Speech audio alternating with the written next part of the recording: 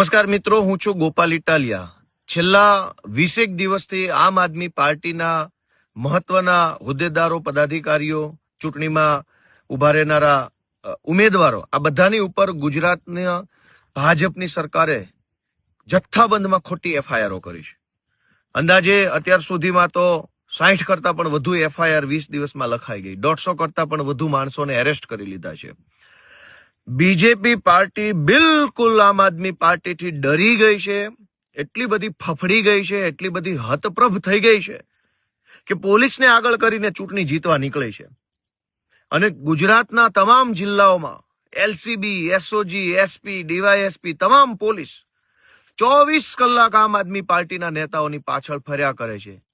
ક્યાં રહ્યો છો, શું ખાઓ છો, શું પીવો છો, મોબાઈલમાં શું છે, લેપટોપમાં શું છે, કોમ્પ્યુટરમાં કયો ડેટા છે, ઉમેદવાર કોણ છે, મોબાઈલ નંબર શું છે।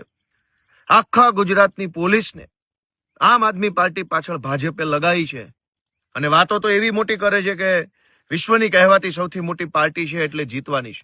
ચૂંટણી હારવાનો એટલો બધો ડર લાગ્યો છે ભાજપને કે આખી પોલીસ અમારી પાછળ, અનેક જૂઠી એફઆઈઆરો, અનેક લોકોની ખોટી ધરપકડો કરી। માનનીય અરવિંદ કેજરીવાલજીએ એક પત્ર લખ્યો ગુજરાતના મુખ્યમંત્રીને ગઈકાલે કે તમારા રાજ્યની અંદર તમારી પોલીસ જનતાની સુરક્ષા બુટલેગર ભરોસે છોડીને, ગુંડા ભરોસે જનતાને છોડીને આખી પોલીસ આમ આદમી પાર્ટી પાછળ લાગી છે।